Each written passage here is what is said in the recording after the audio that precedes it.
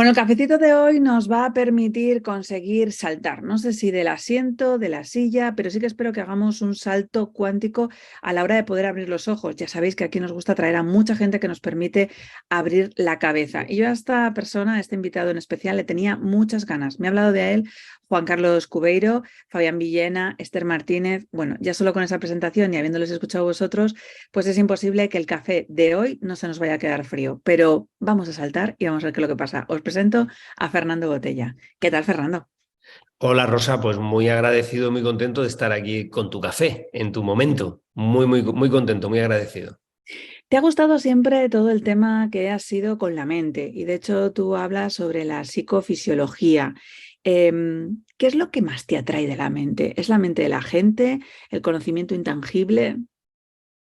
Bueno, es un poco todo, ¿eh? Pero basado fundamentalmente en un principio muy básico, pero que es lo que a mí me mueve, y es que la mente, cuando no la podemos gestionar nosotros, cuando no la conocemos, cuando no la llevamos nosotros, cuando no elegimos nosotros, cuando no somos nosotros capaces de ser el conductor de ella, nos engaña. Ujú. Y nos hace vivir una vida que no es la vida que nos merecemos o que queremos o que deseamos para nosotros y para la gente con la que vivimos. Y entonces a mí siempre me atrajo, desde muy pequeñito, dos cosas relacionadas con la mente. Una que es, yo entonces lo entendía así, luego he descubierto que no es realmente así, ¿eh? Ahora te lo aclaro, Rosa, pero una que es un órgano que normalmente responsabilizamos de la mente, que es el cerebro y cómo funciona y todas las conexiones y todo lo que hay ahí, es la parte más biológica de entender el proceso de pensar. Ujú. Y digo que he cambiado de opinión porque la mente ahora, cuando hablamos de la mente, nos llevamos el dedo aquí, pero la mente es todo el cuerpo y la mente está en cualquier lugar de nuestro cuerpo, no está aquí, no es solamente el cerebro, ¿no? Pero en aquel momento yo lo asociaba biológicamente, ¿no? A esa máquina de pensar, ¿no? Que es el cerebro. Eso por una parte, la parte de la biología siempre me interesó mucho, pero la otra parte que, y ahora más de adulto me interesa mucho más, y ya desde hace muchos años me interesa mucho más, es la capacidad de elegir sobre nuestras decisiones, sobre nuestra vida, de hacer que las cosas que nos interesan se pongan en primer plano y para nuestra mente sean prioritarias y no ella no nos las apague, de tener a la mente en tela de juicio sin exagerar, sin pasarlo mal, no de forma continua, no para sufrir, sino para saber que la mente nos engaña y que hay un principio básico y es que terminamos siendo lo que elegimos pensar. No es lo que pensamos, sino lo que elegimos pensar. Hay un componente, los americanos le llaman el cuarto de segundo, y hay científicos que lo han incluso demostrado científicamente, ¿no? Pero que para mí ahí es donde radica el interés que yo tengo por este tema. Ahora hablaremos sobre la conducción y sobre cómo podemos conseguir tomar las elecciones, pero me ha interesado mucho, antes de cerrar este tema, la idea de que tú dices que la mente no está dentro del cerebro. Entonces, alguno habrá pensado, a ver si es que está entre pierna y pierna, pero yo creo que me sitúes un poco más, porque sí que es verdad que cada vez se ven que hay más neuronas y formas de pensar a través del intestino, en el estómago y demás, pero me gustaría que nos dieras una apreciación de más de dónde crees que se encuentra la mente, porque has dicho que por todo el cuerpo. Sí, no hay una separación de cuerpo y mente. Tú has dicho entrepierna, pues fíjate, el yo soy de los hindúes, ¿no? El chakra raíz, ¿no? Y la importancia que tiene en el modo de enfrentarnos a las situaciones cotidianas, ¿no? Y tú sabes mucho de eso y hablas mucho de todo ello. Entonces, Rosa, no podemos pensar en una mente que no esté centrada también en todos los anillos, ¿no? Que de alguna forma están repartidos por todo el cuerpo, ¿no? Yo no podría situarla en ningún sitio en concreto. Es verdad que los mecanismos químico-fisiológicos que luego de alguna forma actúan sobre todo lo demás están situados en el cerebro, son muy dependientes de orgánulos cerebrales, es verdad, pero no es toda la verdad. También cada vez conocemos la cantidad de neuronas que existen en nuestro corazón, ¿no? Y cómo está unida mente y corazón, mente y sentimiento, y todo lo que significa el intestino y la macrobiota y todo lo que hay detrás de la nueva biología del aparato digestivo, la importancia biológica en términos de mente que tiene esto, ¿no? Igual que mover las piernas, es decir, es que salir a andar, correr, hacer deporte, cualquier cosa de la que tiene que ver con un componente físico corporal, siempre tienen que ver con la mente. Hay una forma muy sencilla de explicar esto. Si viniera en estos momentos una sombra negra sobre mi cabeza, ahora, si yo la estuviera sintiendo, pondría la mano así. Luego descubriría que es una pelota, probablemente que ha tirado alguien, un balón, pero yo lo primero que haría es una reacción física antes de poner cualquier pensamiento, cualquier elemento relacionado con la mente, ¿no? Fíjate qué importancia tiene entender la mente como algo absolutamente global, ¿no? Completo. De hecho, fíjate, decías eso de la pelota y me estaba dando cuenta, yo esta mañana, llevo varias mañanas y yo digo, yo parezco boba, pero me asusto todos los días, ¿eh?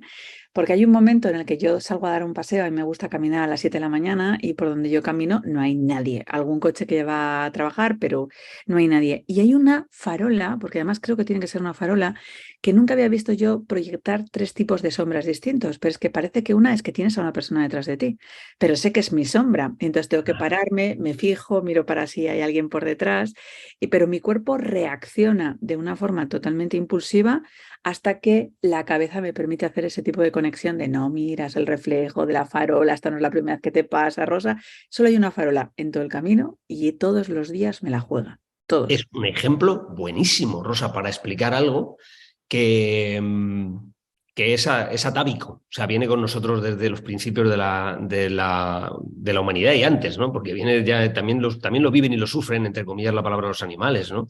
Y Ujú. es entender que la verdadera definición de la palabra emoción, desde la perspectiva psicobiológica, es que la emoción es la capacidad que tenemos los seres, ahora voy a hablar de los seres humanos, pero también los animales, de responder a las cosas que suceden en nuestro entorno. En realidad, esa respuesta es una reacción, no es en sí misma una respuesta como la entendemos nosotros. ¿Por qué? Porque ante una respuesta yo tendría que elegir cómo responder, entonces sería respuesta, pero no es verdad, es una reacción, al menos en los primeros segundos. Luego ya traes la mente, le pones conocimiento y cambia, ¿no? Pero de entrada es una reacción que tú conviertes en respuesta para poder encontrar lo que ahí está ocurriendo, ¿no? ¿Y por qué te digo que esto es muy importante? Porque nuestra mente ha sido creada biológicamente para ser pesimista. Por mucho que nos empeñemos en buscar el positivismo y todo, que yo defiendo y que yo de alguna forma intento ser, de alguna forma digo un poco, no sé cómo calificarlo, pero defensor, ¿no? Absoluto Ha de lo sido que es la creada para inteligencia que no positiva. desaparezcamos, ¿no? Porque si Claro, no claro, estamos en claro. ese momento de por si Totalmente, acaso alguien nos come. totalmente. Biológicamente, el cerebro humano, y ahora sí que digo el órgano, el cerebro humano, provocador de toda la química que maneja nuestra mente, biológicamente es pesimista. O sea, y evolutivamente, si quieres que cambie la palabra, es pesimista. Nuestros antepasados le pasaban lo que le pasa a Rosa con la farola. Nuestros antepasados salían a cazar y cuando salían a cazar, si oían un ruido detrás, su mente imaginaba un tigre, aunque no hubiera un tigre. Luego, cuando se daba cuenta, eran unos pájaros que habían movido un árbol, pero de entrada imaginaba un tigre, porque era la forma de protegerse, ¿no? No imaginaban unos pajaritos que no me van a hacer nada. Y es más, no solamente imaginaban eso, sino que lo magnificaban. A veces es una manada en vez de solo un tigre. Y no solamente lo magnificaban a veces es una manada, sino que decían cosas como, wow, mi abuelo ya murió de esto porque se lo comió un tigre, o el otro día mi vecino se lo comió un tigre, con lo cual era capaz de generalizar todo. Y todo eso pasaba en cuestiones de milésimas de segundo, de instantes infinitamente pequeños, cuánticos que decías tú antes, por nuestra mente, para decidir tener un miedo razonablemente necesario para poder salir de ahí con vida, ¿no? Esto hoy, estos peligros no existen así de esta forma en nuestra sociedad, salvo la mala suerte que te toque en algún momento algún hecho, bueno, pues que no esperas y que un accidente, cualquier cosa que no esperas, pero la realidad es que nuestra mente biológicamente no ha evolucionado en eso, no ha evolucionado en eso. Y además no va a evolucionar en esto, nunca. No se espera que evolucione de otra forma a mejor. ¿Por qué? Porque es una forma programada, absolutamente programada, genéticamente programada para ayudarnos a estar mejor. Y es Um, que entonces, lo malo es que esto se confunde, Rosa, muchas veces con esto que es natural, porque es pura biología, se confunde muchas veces con poner la mirada en lo más negativo de las cosas. Y eso es otro elemento, eso es diferente. Parece que es lo mismo, pero no es lo mismo. Perdona. claro, no, pero fíjate, como estabas diciendo, que tenemos el poder de poder decisión y que lo más nos diferencia es elegir, habrá gente que se quede, me imagino, con ese concepto, esa respuesta suficientemente poderosa para decir, si biológicamente somos pesimistas y nuestro cerebro tiende a ser pesimista, pues no es que yo no quiera, es que ya me han elegido así, pero ahí no estamos eligiendo absolutamente nada. No.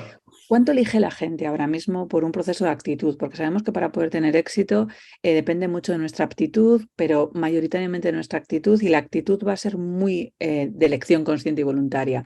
¿Cómo está evolucionando la gente ahora a la hora de darse permisos? Mira, yo creo que es una evolución positiva. En este sentido soy optimista. O sea, creo que vamos a mejor en esto, pero no todo lo bien que deberíamos. Hmm.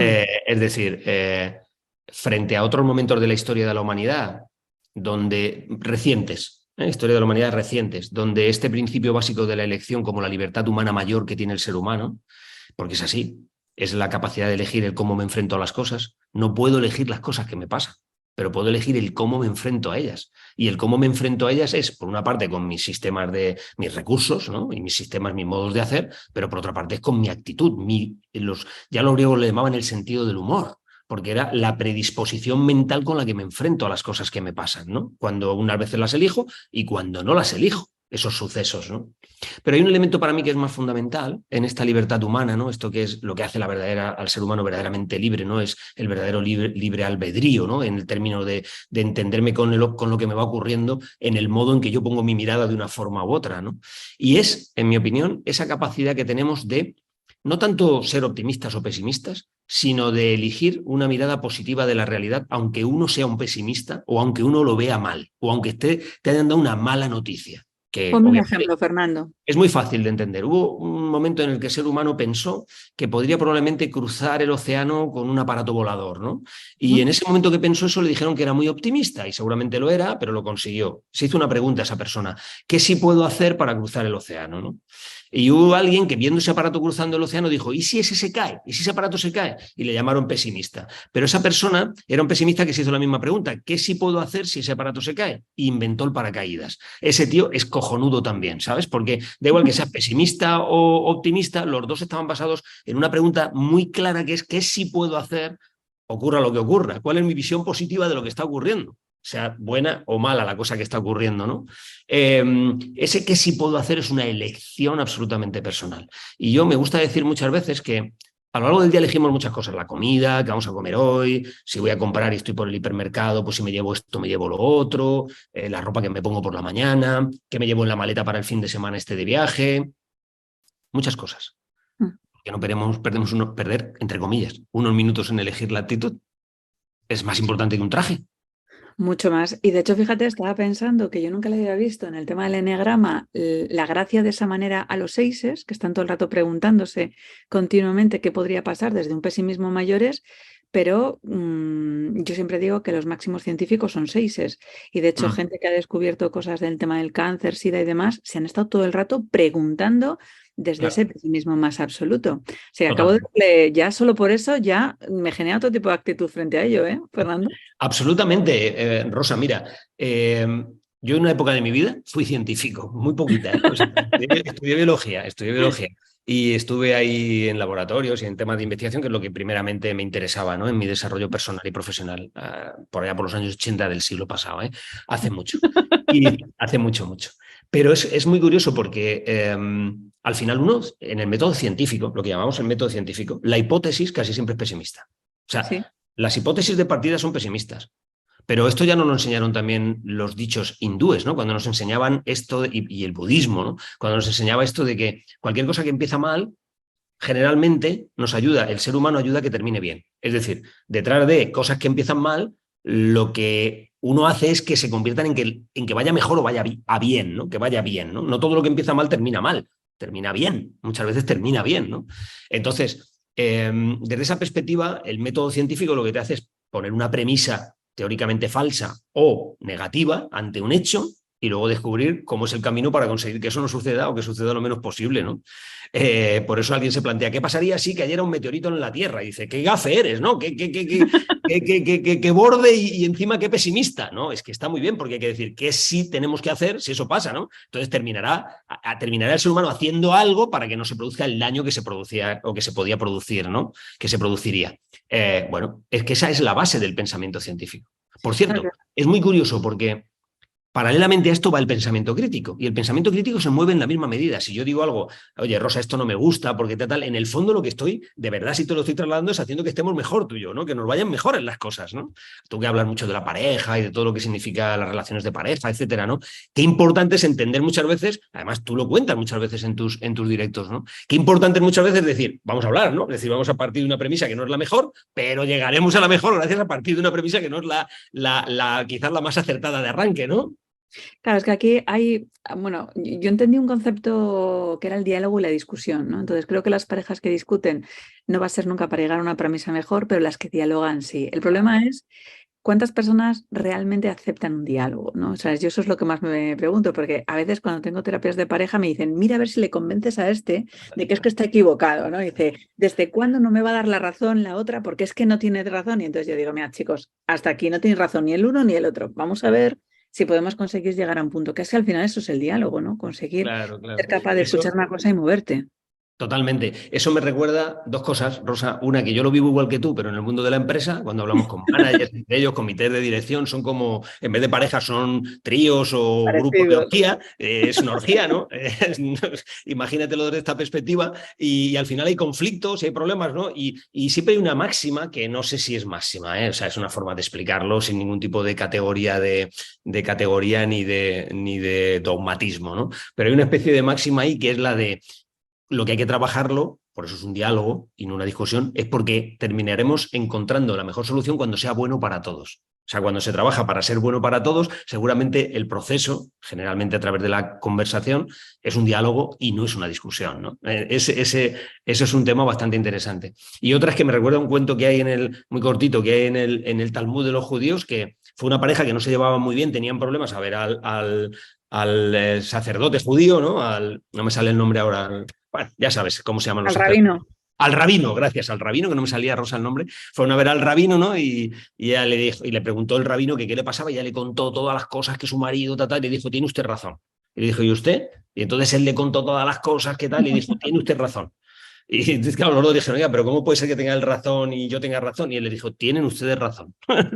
O sea, al final da igual, porque cuando estás en modo posición, que es como tú te No encuentras a puede ella ser. y a él, o a él y a él, o a ella y a ella, se encuentran en modo posición. Cuando están en modo posición no están en intereses comunes. Y si no hay intereses comunes, no hay diálogo. Buenísimo. Tú que estás trabajando más en la empresa, Fernando, que yo ahora me estoy Mm. dedicando mucho a los emprendedores y la relación de pareja, creo que hay un directamente proporcional, ¿no? O sea, si te va bien en la empresa es fácil que te vaya bien en la pareja y viceversa, y a veces no nos damos cuenta de cuánto nos influye. ¿A cuántos emprendedores y gente de CEOs y directivos en las empresas te das cuenta que a veces ese diálogo no va a ser tan fluido dependiendo de cómo vengan de casa o al revés? ¡Wow! Uf, es una pregunta buenísima. Rosa, he dedicado. Es que esto nos da para. Es que es una pregunta muy buena, de verdad. He dedicado gran parte de mi carrera profesional desde el año 2007, que monté Think Action y que empecé más a dedicarme a esto, porque antes yo trabajaba dirigiendo una farmacéutica, Ujú. una compañía farmacéutica, casi a contestar esta pregunta o a hacer que esta pregunta sea posible, ¿no? La gente que se levanta por la mañana y a las 7 de la mañana en su casa, en el baño normalmente de su casa, mirándose el espejo mientras se afeita, se peina o se maquilla, empieza diciéndole al espejo que solamente le escucha a él, porque eres tú el que estás delante, un sonido de tipo, uff, ya vamos mal. Totalmente. Con lo cual, es una Te diría forma que no sé si rápida, eso empieza antes, ¿eh? Porque cuando de repente te van a despertar, que te suena el despertador, mira ya lo que empieza haces, mal. no hemos llegado ni a luz. No, no ha dado ni la luz, ya empieza mal, ¿no? Si encima añades palabras, ¿no? A ti solo, ¿no? Porque no hay nadie más que es, uff, joder, pues ya las cosas ya es que no tienen ni color, ¿no? O sea, ya empiezan a estar muy mal, ¿no? Y así el resto del día. Es decir, cuando tú sales de casa y sales así, a mí me gusta decir que normalmente en el ascensor te encontrarás al vecino que peor te cae. Y a mí me gusta decirle, pues jódete, jódete. Porque ya has salido así, pues te ha tocado. ¿Y cómo va a ser el resto del día? ¿Cómo va a ser el resto del día? Y entonces, ese resto del día, como estás en la oficina, o como estás en el proyecto como emprendedor, o como está tal, se te va a notar enseguida, porque vas a estar mustio todo el día.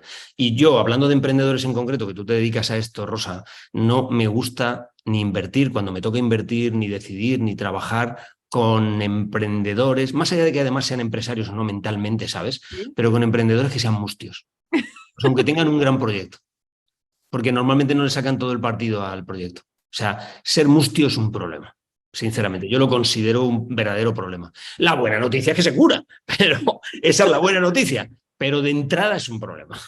De hecho, fíjate que hay gente que les llama mustios y hay gente que les llama que están estreñidos. Yo solo puedo ser Sí, pensar que están mal follados, ¿eh? O sea, exacto. que va una Ninguna línea duda. como muy colaborativo ni a ellos mismos ni al resto. Y es que claro, cuánto fácil podrían ser ciertas conversaciones y reuniones y diálogos de poder conseguir haber una estrategia de marketing o laboral si la actitud fuera otra.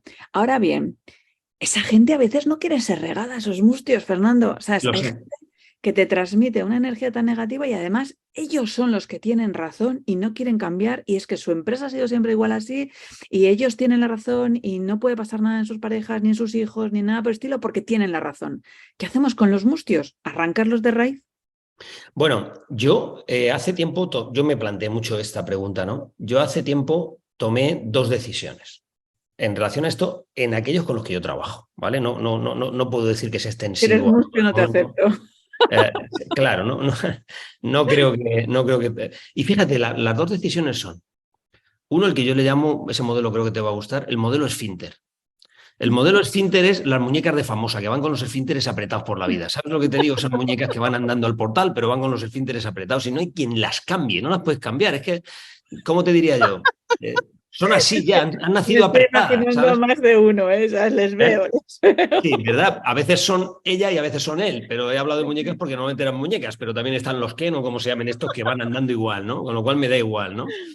Intento no gastar mucha energía con ellos, sinceramente. O sea, les hago proposiciones de cambio y les explico cosas para cambiar y están esclerotizadas sus resistencias. Cuando Totalmente. las resistencias están esclerotizadas, a ver, yo no tiro la toalla nunca, ¿sabes, Rosa? Soy muy luchador, ¿eh? Pero lucho menos, pongo menos energía y es que me he hecho muy mayor. Tampoco tengo muchas ganas de perder mucho tiempo en mi vida, ¿sabes? Prefiero estar donde estoy bien y con la gente con la que, ¿sabes? Entonces ahí, con esa tipología, con ese perfil, normalmente no abandono, pero tampoco pongo todo mi esfuerzo, mi mejor saber, hacer, toda capacitación que tengo para apoyar a la gente a transformarse, ¿no? Y a conseguir objetivos. Luego está el otro tipo. Hay otro tipo de persona que está lleno de resistencias, cree tener todas las razones del mundo y son las únicas razones, o aparentemente son muy dogmáticos, pero tienen capacidad de descremar el dogma. Ujú. Y esto es cómo, pues con diferentes formas. Para mí me gusta utilizar la palabra entrenarles.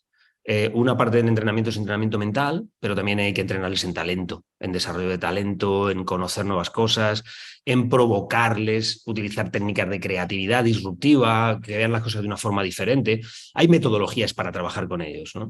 Y, y bueno, y también que vayan descubriendo con buenas conversaciones muy potentes, ¿no? Que vayan descubriendo opciones, oportunidades nuevas, ¿no? Nuevas formas de ver las cosas, nuevas formas de hacerlas. Es verdad que mucha de esta gente que está en este segundo nivel, tenemos la suerte, lo que nos dedicamos a esto, de que cuando nos llaman a nosotros es porque se han dado una leche o tienen una herida o, ¿sabes? Es porque tienen un gap, vamos a llamarlo más así, ¿no? Con lo cual es fácil entrar, porque hay un gap y el gap es por donde el entrenador, yo me considero un business trainer, un entrenador, entramos, ¿no? Entramos por ese gap, ¿no? Porque si no, a lo mejor ni nos llamarían, más allá de que me hayan visto en una conferencia o en tal y te den una llamada para querer saber de ti, ¿no? A ver si les puedes ayudar, pero lo normal es que tengan un gap. Y esa abertura es por la que nosotros tenemos que aprender a entrar. Es una de las dificultades mayores que tiene un buen entrenador en el mundo de los negocios, entiendo que en otros mundos como el que tú te dedicas también, pero es digamos, lo que tenemos que aprender a hacer bien, entrar en ese gap, entrar por ahí y una vez estar dentro, manejarse ahí ya es más fácil. Pero claro, no tienes que ser de los esfínteres apretados porque no entras. No, Entonces no puedes hacer nada. acabas de hablar de los clientes, pero has metido una nueva figura que son los entrenadores. Mm. Y quiero conocer un poquito tu experiencia porque tengo la sensación, y a lo mejor aquí me vas a llamar pesimista total y absoluta, pero ya me has dado permiso para que mi cerebro esté en pesimismo, a que la gente va un poquito sobrada y asumiendo que con 2, 3 libros, una formación de 4 meses, estamos teniendo, no sé si gángsters con herramientas que se dedican más a disparar y a matar que a poder conseguir hacer el salvamento de esas heridas. ¿Cuál es tu sensación? Porque claro, a mí hay gente que me dice, o sea, es que no sabemos a quién elegir, ¿no? O sea, cuando tenemos el tema de mentorías y les ayudo desde el punto de vista mental a emprendedores y demás, claro, es que algunos vienen que, madre mía, casi es mejor que Santa Rita, déjame como estoy, porque Sí, vienen a lo mejor de ciertos conocimientos y ciertas estafas y engaños, porque ya cualquiera puede conseguir salir al mercado. totalmente, Rosa. Mira, hay mucho intruso, mucho intruso. Un intruso es un problema, un intruso con herramientas, que es como las pistolas de un vaquero, es doblemente intruso porque ese te daña, te deja dañado, o sea, ese te pega un tiro y te deja con medio brazo, ¿sabes? Metafóricamente hablando. En el libro mío Salta, en el último libro que he escrito, el primer capítulo le llamé Huir de la tontería. Qué Y bueno. es que, claro, es que hay mucha tontería en esto, ¿sabes? Hay mucha tontería y mucho, ¿cómo te diría? Mucho elemento falso que lo que te hace no solamente es perder la credibilidad sobre cosas que podrían funcionar y que podrían ir muy bien, pero sobre todo que no están sistematizados en los mercados en los que estamos nosotros o que no están regularizados, ¿no? Si quisiéramos poner una palabra un poquito más seria, ¿no? Nadie se le ocurrirá un digestivo que no tenga el título de digestivo, experto en sistema nervioso central o si tienes un problema, nadie se le ocurre. Te diría, Fernando, que No, hasta ahí incluso ahora mismo te puedo asegurar que me estoy encontrando con gente que simplemente porque digan es que mi abuela dijo que si tú coges un poquito de agua y le metes no sé qué, que haces puede provocar unas cosas dañinas. Hay gente tan desesperada que está haciendo cualquier cosa. O sea, es que es incluso bárbaro. eso que ya como digestivo no lo haría. O sea, yo no iría a ninguna persona que no fuera neurólogo para poder conseguir entender Claro. algo sobre una Pero esclerosis sí, pero hay múltiple. gente que va a ese tipo de terapias, claro que sí. Pero el problema está fundamentalmente en los dos sentidos. Por una parte, el que elige, Ya, es decir, el que no decide con el profesional adecuado, pero yo ahora me duele más, si me permites decirlo así, el que el es capaz problema. de tener la jeta de querer resolver cosas sin conocer herramientas de verdad y de haber trabajado con elementos que son muy sensibles, ¿no? O sea, tú entras en una organización, claro, yo me dedico a un mundo que es un mundo diferente, estoy hablando de grandes compañías, etcétera, etcétera, ¿no? Yo no hago, bueno, salvo algunas excepciones de amigos y tal, yo no hago nada one-to-one con personas que no sea fuera del mundo empresarial, no me dedico al desarrollo personal más allá que las conferencias, los libros, más en términos de hobby que profesionalmente en modo empresa, ¿no? Pero claro, da igual, porque luego te encuentras ese tipo de personajes igual en esas organizaciones y es lo mismo, eso no cambia nada, ¿no? Pero es verdad que la forma de entrar sí que normalmente entras más ya por el prestigio que tienes, por otras veces que has trabajado con ellos, por tu histórico, etcétera, ¿no? Pero la realidad es que uno se encuentra a veces a salvadores, yo huyo de los salvadores, de pensar que con herramientas que son absolutamente basadas en absolutamente pseudo herramientas del mundo del coaching, del mundo del acompañamiento, ¿no? Todas estas palabras que están todo el día con nosotros, ¿no?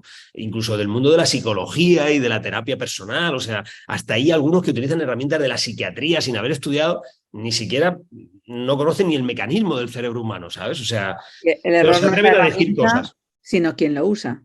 Claro, claro, pero es que hay, por ejemplo, ahora hay neurocientíficos de todo, o sea, todo el mundo es neuro no sé qué, o sea, todo el mundo ha estudiado algo que tiene que ver con la mente y con el neuro y con la capacidad de comprender todo, o sea, a mí me sorprende, ¿no? Porque yo estudié, o sea, yo soy biólogo experto en sistema nervioso central, con titulación, formado en el MIT en Boston, y en los años 80 del siglo pasado, y no se me ha ocurrido nunca decir que soy neuro no sé qué, o sea, es que, porque no lo soy, pero porque no lo soy, aunque sepa de esto y aunque me atreva a escribir en algún libro algunas cosas, ¿no? Pero estudiándomelas antes, ¿no? Pero claro, luego hay gente que se va un fin de semana a la sierra, hace un curso de coaching de no sé qué, y ya está, y vuelve y se pone un título en la puerta de su casa y dice que es coach de no sé cuánto, no sé qué, y que es capaz de llevarte de un universo a otro, ¿no? Bueno, yo creo que siempre, esto ha existido siempre en toda la historia de la humanidad, ¿no? Y a nosotros, en el trabajo que nosotros tenemos, es verdad que tenemos una sombra muy oscura con este tipo de profesionales. ¿Qué crees que se podría hacer, no? Porque mi chico es de los que piensa que con el tema de la inflación y ahora haber ciertas depresiones desde un punto de vista laboral, viene bien como un tema evolutivo para que todo lo que queda poco arraigado se lo lleve la evolución y quede el que realmente tienen que quedar. Sí. Bueno, estoy muy de acuerdo con tu chico, con lo que dice. Estoy muy de acuerdo. Nosotros en el mundo en el que yo me dedico de la empresa, y hablando de marcas de empresa, de consultoría como es la mía y las personas que están detrás, pero también de profesionales, ya hemos visto pandemia aquí, es decir, por coger los últimos años de pandemia aquí, ya hemos visto una serie de filtros de empresas, de funnel, ¿no? De embudos, no me salía, perdona, de embudos que se han descremado, es decir, que ya han dejado a gente fuera. Con lo cual, muy bien, ¿no? Porque ya ha habido muchos que se han quedado en el camino ahí, ¿no? En los últimos años, ¿no? Es verdad que en un entorno ahora de carencia, por la inflación, por todo esto que decías, un entorno de carencia, en un entorno de carencia la gente es más selectiva en el uso de recursos sin poner bien la mirada y en apuntar bien, porque no va de sobrado, va de falta, ¿no? Entonces ahí es previsible que también haya una especie de pequeña limpieza, ¿no? Pequeña limpieza. Pero yo sinceramente creo que no va a ser total. O sea, yo creo que siempre vamos a tener intrusos que van a estar en nuestras profesiones metiendo baza y que hay ciertas profesiones, como es la que yo me dedico, pues que voy a tener que contar siempre con muchos intrusos alrededor, ¿no? Es verdad que también nos intentan engañar a nosotros, a los mismos que nos dedicamos a esto, ¿eh? Porque muchos de ellos, pues lo que hacen es, de alguna forma, intentar hacernos ofertas, ¿no?, a empresas como la mía, para que luego hagamos resonancia de todo lo que nosotros hacemos en clientes nuestros y que nos atrevamos a probar a según qué profesionales, ¿no? Nosotros en nuestra empresa también tenemos filtros para saber con quién podemos trabajar y con quién no, quién es serio en un determinado tema, qué talento tiene detrás, porque lo importante es el verdadero talento y cómo lo implementa. O sea, quiero decirte que tampoco es fácil que nos engañen, pero algunas veces te llevas sorpresas, ¿eh? Una vez te llevas sorpresas y claro que sí, claro que sí. Y bueno, pero yo creo que forma parte de la vida, de nuestro trabajo, y que hay que normalizarlo, ¿sabes? Tampoco me ocupo mucho más, ¿eh? Tampoco me ocupo mucho más. Luego, porque además han venido a este mundo nuestro. Tú también tienes tela marinera, pues gente que como fue un buen deportista y dejó de ser deportista, pues ahora se dedica a esto. Como hace un programa en la tele, escribe un libro y sabe que va a vender 100.000 libros o 200.000 libros porque sale en la tele, claro, eso lo hace cualquiera. O sea que, pero detrás luego, claro, luego te pones a leer y, ¿sabes? Es que luego aquí ha llegado a este mundo del desarrollo personal, llega todo el mundo, o sea, cualquiera. O alguien ha tenido una vivencia personal de no sé qué cosa y ya se dedica al mundo del desarrollo personal. Pues en fin, no sé, ¿sabes? Es un poco como que cualquiera puede hacerlo simplemente. Joder, tú te has dedicado a otra cosa, tú eres un buen presentador de televisión, dedícate a seguir siendo un buen presentador de televisión y hazlo muy bien como lo estás haciendo, ¿no?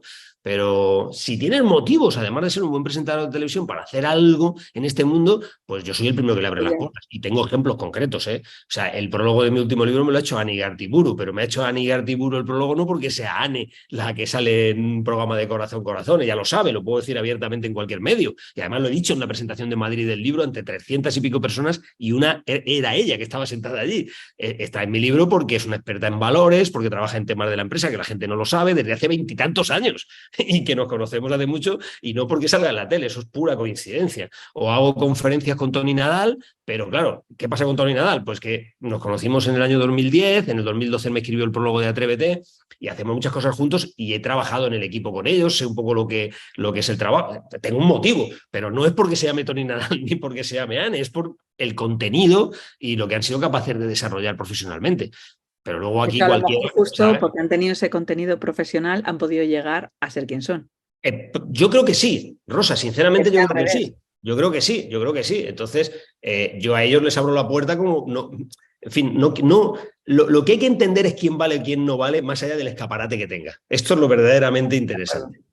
De hecho, de aquí queda abierta que tus puertas están abiertas y las de Café Inviven también, ¿eh? Si quiere Ani Gartiburu o tiene nada el poder charlar aquí conmigo, que aquí siempre tratamos de fallar la mente, Lo tienen diremos, abierto se lo totalmente diremos. la conversación porque será un gustazo, que los dos me parecen excepcionales como profesionales y de hecho me gustan los dos mucho. O sea, no hay en esa forma, no porque seas tú, que si no diría que no habría ningún tipo de posibilidad. Cuéntame un poquito más de tu libro, Fernando. O sea, Salta. Has escrito 8 libros, este es el último. ¿Qué diferencia hay entre ese Atrévete y Salta ahora? Bueno, has tocado ahí dos libros que son el hermano mayor, que es Atrévete porque nació antes, y el año 2012, y Salta, que ha nacido en el 22, ¿no? Que ha salido en el 22. Hoy, hace un ratito antes de conectar contigo, me ha llegado la foto de que hoy, hace un par de minutos antes de conectar contigo, me he enterado que estoy en 10ª edición. 10ª ¡Ole! edición. Esto no dice cualquiera, Fernando, ¿eh? Salió en marzo del año pasado, es decir, no ha cumplido todavía, vamos por el 10º mes. Y en No 10º pasa mes, nada. 10 ediciones, 10 meses, 10 ediciones. Estoy muy contento, muy, muy contento. Bueno, mira, Salta tiene un subtítulo que es lo que de alguna forma marca y explica el título en sí mismo, que es ¿y si eliges ser valiente? Y Atrévete tiene un subtítulo que también es en modo pregunta y que también explica el Atrévete, que era ¿y si eliges ser feliz? Entonces, son dos hermanos que uno ha nacido en el aniversario, en el 10º aniversario del otro, Salta, y los dos tienen una idea en común, contada de diferente forma, y que los griegos ya le pusieron el nombre, aquí yo lo hemos hablado antes un ratito, ya le pusieron el nombre más adecuado posible, en mi opinión. Los griegos no tenían el concepto de valiente, como lo tenemos nosotros, ellos hablaban del auténticos. El auténticos es la autenticidad, es lo auténtico. Y entonces, para definir la valentía, hablaban de autenticidad. Qué curioso, ¿eh? O sea, el valiente es el auténticos porque es aquel que persigue sus sueños. Fundamentalmente por eso. Es auténtico y entonces no se engaña a sí mismo. No es que no tenga que engañar a otros, es que no se engaña a sí mismo. Lo que hace es poner todo su saber hacer, su empeño, su actitud, toda la energía, la pone al servicio de esos sueños, de sus propósitos vitales, de lo que le atrae, de lo que le pone en movimiento, ¿no? El movimiento yo lo represento con un salto, pero es ponerte en movimiento, es pasar de un lugar a otro cogiendo energía, ¿no? Que eso es el salto, ¿no? Y digo que es muy interesante porque este concepto, que es lo que está en el Atrévete para ser feliz y está en el Salta para ser valiente, de la autenticidad, de lo auténtico, en el fondo lo que hace es darte cuenta que esto no va de diferenciarte de los cobardes por ser valiente o diferenciarte de los temerarios kamikazes por ser absurdos, estúpidos. Lo contrario del cobarde es el kamikaze, es el estúpido temerario. El valiente no es el contrario del cobarde. El valiente es el que sabe medir los miedos que hay detrás, trabajar con ellos, analizar los temores, entender bien cuál es el entorno en el que puede decidir, aprender a ver cómo decidir, no quedarse preso y atrapado en sus propósitos, etcétera, etcétera. Ese es el valiente. El valiente es el que busca ser capaz de conseguir aquello que aun apoyándose en otros y muchos recursos, le mueve, le pone en movimiento, porque lo que no se mueve en la vida, se muere. Y hay que tener cuidado con eso. Y el valiente es una persona que vive con una mente de aprendiz continuo, una persona que vive con cinturón blanco puesto siempre, ¿sabes? Que siempre está, nunca es maestro de nada, siempre está continuamente aprendiendo y reconstruyéndose. Esa es la tesis fundamental que hay detrás de Atrévete y de Salta. El atrevimiento en el sentido de valentía con autenticidad y con felicidad, ¿no? Con la búsqueda de la felicidad. Alguien que diga, ahora mismo ha terminado, escuchamos la conferencia, y diga, voy a empezar a leer a Fernando Botella. ¿Cuál de los dos antes? Bueno, yo creo que hay que leer Salta. O sea, el orden de mis libros fundamentales, o sea, quitando los que son más de empresa, etcétera, yo creo que habría que leer Salta primero. O sea, el que ha nacido el último, el pequeño, habría que leerlo primero. Después no leería el de Atrévete, leería el de Cómo entrenar la mente y me dejaría el de Atrévete para un viaje en tren. Para un viaje en tren. O para un viaje en autobús. ¿Sabes lo que quiero decir? Para un ratito de ocio. Ajá. Para un aperitivo de un día cualquiera, fuera, ¿no? Para Atrévete ya está recogido en los otros dos libros contados de una mejor forma. Pero Atrévete es un libro sencillo, fácil de leer, de capítulos cortos, con historietas frescas, que no han pasado de moda y que uno se lo lee de otra forma diferente. Qué bueno. Entonces, ese sería un poco el orden. Oye, tengo algo que a lo mejor tú me dices que es lo contrario, pero esto es una sensación y una percepción. A lo mejor es que yo entiendo más el lenguaje masculino, aunque me muevo mucho con mujeres, entiendo muy bien el cerebro masculino. Tengo la sensación de que el 70% de las mujeres leen más que los hombres, pero se dan más permisos para poder escribir los hombres que las mujeres. Es muy curioso lo que dices y te lo voy a contar de una forma que creo que te va a gustar porque te voy a intentar poner un punto científico a lo que dices, ¿vale? Trabajando con Kurt Fischer en la Universidad de Harvard en el año 2009, si no recuerdo mal, en junio del 2009, estábamos en un proyecto que se llamaba Rethinking the MBAs, repensar los MBAs, ¿no? Y paralelamente estábamos en un proyecto allí en Boston trabajando en el cerebro masculinity y el cerebro femininity, que no es lo mismo que el hombre y la mujer. Hay mujeres con cerebro muy masculinity y tienen... Como lo has dicho tú, yo no digo nada, Rosa, ya lo Todo has está dicho dicho, tú. Fernando, todo está dicho. De haber sido un atrevido te lo hubiera dicho antes, pero como lo has dicho tú, no, eso hubiera sido un juicio por mi parte, pero bueno, el cerebro masculinity y el cerebro femininity, ¿no? ¿Y qué características en términos no tanto de etiquetas, sino en términos de desarrollo? Esto es importante porque no es etiquetable, sino es desarrollable. O sea, basado en la experiencia de ejecución cotidiana del día a día del cerebro masculino y femenino, lo porte un hombre o lo porte una mujer. ¿No? ¿Qué capacidad de respuesta tenían ante diferentes circunstancias de lo cotidiano y de la vida, ¿no? El cerebro femininity es un cerebro que normalmente tiene más experiencias vividas, las relata mejor, pero usa menos tiempo en relatarlas. Y que además, ¿qué significa? Que se pone menos a escribir o le importa menos todo aquello que tiene que ver con compartirlo, con el ego que hay detrás, con la forma de exponerlo, con el escaparatismo, etcétera, etcétera, ¿no? Ese es un cerebro más femininity. El cerebro más masculinity, seamos hombre o mujer, somos un cerebro mucho más de acción directa, de escribir, de compartir, de querer estar en la primera línea del escaparate, de contarlo, de compartirlo, de lucharlo, de que nos lo discutan, de considerar el enfrentamiento como positivo en el sentido de aprendizaje continuo. Es un cerebro que en ese sentido se mueve en otra línea. Bien, pues al final, como la mayor parte de las mujeres tienen cerebro femininity, la mayor parte de los hombres tienen cerebro masculinity, los resultados que se tienen son los que tú decías, ¿no? En relación a esos temas. Una última pregunta te voy a hacer, que sé que estás muy liado, y aunque me está gustando, me refiero, yo me quedaría 3 horas hablando contigo, Fernando, ¿sabes? Bueno, 3, muchas 4 y gracias, todas las Rosa, que muy amable. quieras. Claro, ¿cómo crees que va a evolucionar todo esto? O sea, ¿cómo crees que va a evolucionar toda esta autenticidad ahora que estamos en los momentos cada vez más de Reels, TikToks, poner filtros, inventan filtros continuamente? Ya no Sí. sabes si estás viendo a alguien de 60 años que tiene 40, no suele pasar justamente al revés, ¿sabes?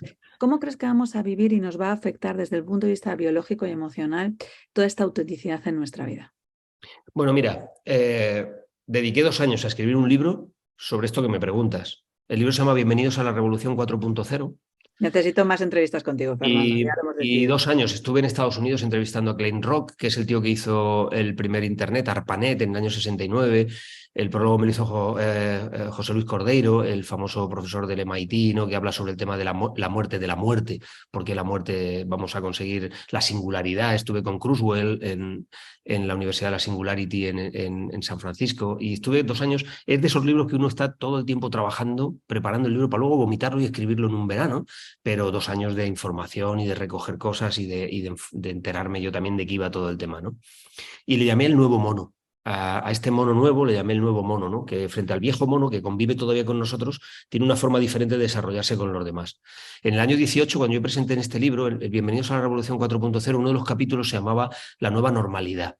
Ahora, después del virus, todo el mundo habla de la nueva normalidad, pero yo había Pero es dedicado otra. un capítulo, ¿eh? O sea, como un visionario, había dedicado un capítulo entero en el año 18 a hablar de la nueva normalidad. Y aparte de ese capítulo, lo nombraba en varios momentos más. ¿Por qué te cuento todo esto al principio de tu pregunta que me has hecho? Para decirte que yo entiendo una nueva forma de los seres humanos relacionarnos, una nueva normalidad que requiere una nueva mente, una nueva mentalidad y una nueva forma de entendernos en el mundo. Esto tiene que ver con un factor que es clave, que es comprender que el algoritmo biológico que nos ha traído aquí se ha mezclado con el algoritmo tecnológico, nos guste o no nos guste. No se han mezclado como mezclamos el café con la leche, pero casi, pero sí se han mezclado. No es posible que no tengamos un aparato como este, ¿no? Cerca de nosotros, que viva en nuestro bolsillo. Tú que te dedicas a muchas cosas relacionadas con la sexualidad y tal, pues a veces uno mira el paquete de una persona y en vez de ver el paquete le ve en el bolsillo el móvil. Es decir, abulta más el móvil, ¿sabes? Porque el móvil Siempre. representa cosas, ¿no? No, Rosa, esa mezcla de algoritmos biológicos y tecnológicos no podemos desprendernos ya de ella. Entonces, cuando no podemos desprendernos, ¿qué debemos de hacer? Así le puse el título al libro, Bienvenido. Recibámoslo con los brazos abiertos. En la portada del libro puse El hombre de Vitruvio, ¿no? Que era de Antonio Vitruvio, no era de Da Vinci, pero bueno, es que todo el mundo lo conoce por Da Vinci, el hombre de Vitruvio, ¿no? Y es muy interesante porque recibe todo con los brazos abiertos. Yo soy de los que reciben todo con los brazos abiertos y empiezo a contestarte. Yo recibo el TikTok, el Instagram, el otro, todo con los brazos abiertos. Otra cosa es que, igual que recibo esto con los brazos abiertos, mis antepasados recibieron la máquina de escribir con los brazos abiertos y unos la utilizaron para unas cosas y otros para otras.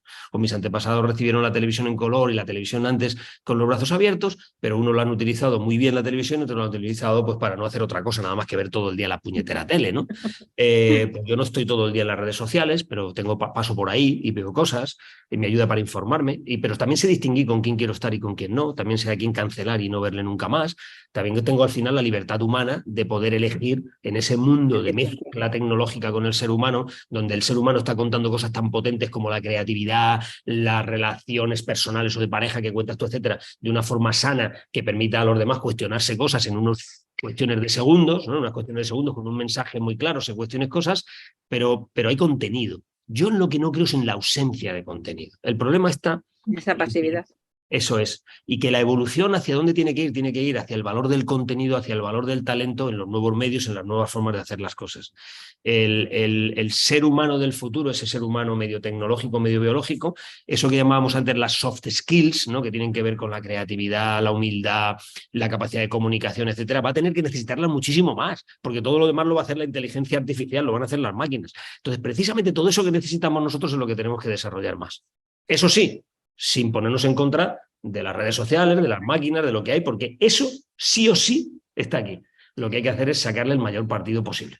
Unido a esto, que tú eres además docente y profesor y está empezando a haber un diálogo, no sé si constructivo o no, aún no lo tengo controlado. De hecho, he visto que ahora Víctor Queque Zaragoza va a hacer una charla para poder contar cómo usar el chat, este nuevo GPT, ¿no? La inteligencia artificial en el que te va haciendo. Se me ha encantado. He recibido un email esta mañana de él en el que decía, esta es mi invitación y este es el que ha hecho el chat GPT. Y tú te quedas así y dices, hostias, impresionante. Quiero Claro, saber más de esto. Claro, claro, esto está ya aquí para quedarse, pero totalmente. puede conseguir hacer que nos embotemos más porque la gente vea un camino fácil como para no desarrollar todo ese tipo de destrezas total si alguien va a escribir sobre ello. Claro que puede hacerlo. Puede hacerlo y de hecho lo hará. Es decir, hará que haya gente que se ponga, como tú dices, eligiéndolo como un camino fácil, a utilizar todo ese tipo de metodologías, tecnologías, ¿no? Ese exocerebro, que es como a mí me gusta llamarle, se pondrá a utilizarlo de una forma probablemente muy inadecuada. Si tú me dices, ¿dónde está lo inadecuado? En el contenido. Si es que al final que yo te vea a ti en TikTok o vea a otra persona en TikTok, tiene que ver con el contenido que tú me das y con el contenido que me da el otro. No es la herramienta donde está el secreto. El secreto Claro. está en lo que tú tienes que decir, lo que tú tienes que contar, lo que tú aportas de valor. Si tú aportas valor, tú vas a ser bienvenida en una herramienta o en otra. Da igual que sea 15 segundos de un TikTok, que sea un libro de 286 páginas. Es que de verdad que no hay diferencia en eso. Tenemos que saber evolucionar hacia todas las nuevas formas de hacer las cosas y de comunicarnos los seres humanos. Eso sí, no todo vale. La diferencia está en entender esto bien. No todo vale. Y es verdad que la democratización de los canales de comunicación ha hecho que cualquiera pueda acceder a cualquier canal y contar sus cosas ahí, pues como lo hizo la televisión en otro momento determinado, o como lo hizo hace ya unos cuantos siglos la era Gutenberg, la imprenta. Pero bueno, todo luego se va matizando y se van quedando los que valen, ¿no? Pero siempre ha habido, siempre en todo, ¿no? A mí no me asusta eso, Rosa. Yo le dije bienvenidos con el título del libro porque quería decir aquí estoy, ¿no? O sea, yo me Sí. puse a trabajar esto en el año 2015, publiqué en el 18, pero me puse en el 2015 y me puse con la ilusión de entender bien qué era el algoritmo tecnológico, qué era ese exocerebro. Y lo primero que comprendí, Rosa, es que el ser humano tiene un cerebro que pesa 1,3 kg, el endocerebro, el nuestro, el biológico, y que para que pueda pesar 1,8 kg o 2 kilos necesitarían pasar millones y millones y millones de años, no sabemos cuántos, pero millones de años. Como eso no va a ser posible, el ser humano no se lo ha permitido. ¿Y qué es lo que ha hecho? Crear un cerebro fuera, que es el exocerebro. Y eso es lo que estamos haciendo. Estamos trabajando a favor de la evolución, no en contra de la evolución. No seamos en esto pesimistas, mirones negativos, porque no es verdad. Estamos trabajando a favor de la evolución gracias a la tecnología. Eso sí, no todo vale. Como cuando apareció por primera vez el martillo, ¿no? En el Pleistoceno superior, ¿no? Que era una piedra con un palo, apareció el primer martillo y hubo gente que lo utilizó para darle a otro en la cabeza. Pues no todo vale. Es decir, es que depende cómo tú utilices las herramientas, ¿no? No es nuevo, no es nuevo, no es nuevo. Es verdad que el verdadero cambio que se está produciendo ahora es el ritmo de cambio, es la exponencialidad, es esto que se llama volatilidad, y este sí que es un cambio verdaderamente importante, en la velocidad con la que todo está cambiando. Y esto está haciendo que muchas veces esa velocidad se lleve mucha gente por delante que merecía la pena que no se la llevara y al contrario, deje a gente que merecía la pena que se lo hubiera llevado, ¿no? Es verdad. Sí, es cierto, forma parte de nuestra dinámica en estos momentos en el mundo, ¿no? De la velocidad de cambio de todas las cosas, ¿no? La exponencialidad. Pero bueno, este es un pago que hay que pagar para poder llegar a un nivel de evolución superior al que estamos ahora. Pues no todo vale, pero Fernando, de corazón me ha valido absolutamente todo. Cada frase Muchas que has gracias, dicho Rosa. Qué amable. ha sido una gozada, sobre todo porque, bueno, yo seré que soy una chica, dicen que fácil, ¿eh? Yo mentalmente soy muy fácil para los listos, para los tontos soy bastante difícil, bastante estrecha. Y ha sido una gozada abrir mi mente, mis dos orejas, a que pueda conseguir haber dado otro tipo de estímulo y yo estoy segurísima que todos los que nos han escuchado han tenido la misma lujuria que he tenido yo. Pues muchísimas gracias a ti por invitarme, la verdad, Rosa. Ha sido un placer enorme estar contigo, conocerte así, personalmente a través de una pantalla, pero personalmente, Ha que llegar el presencialmente, porque momento, habrá que buscarlo. claro, claro, porque aunque no estemos presencialmente, físicamente, pero estamos Ah. presencialmente porque estamos los dos aquí muy presentes en lo que estamos hablando. Así que muchísimas gracias de corazón, de verdad, Rosa. Gracias. Gracias a ti. Bueno, chicos, pues ya has oído que no todo vale, que podemos conseguir saltar, que podemos ser auténticos, que podemos ser valientes y muchos razonamientos que nos toca ahora elegir a nosotros si lo queremos o si no lo queremos. Nos lo ha contado él, tenemos que conseguir elegir. Yo elijo seguir quedándome con todos vosotros, con aquellos que quieren abrir la cabeza, que quieren abrir su mente, que quieren abrir oportunidades y decir a este mundo, a este 2023, bienvenidos. Así que yo os escucharé con vuestras respuestas, con lo que vosotros queráis y espero que vosotros nos sigáis oyendo en el siguiente podcast.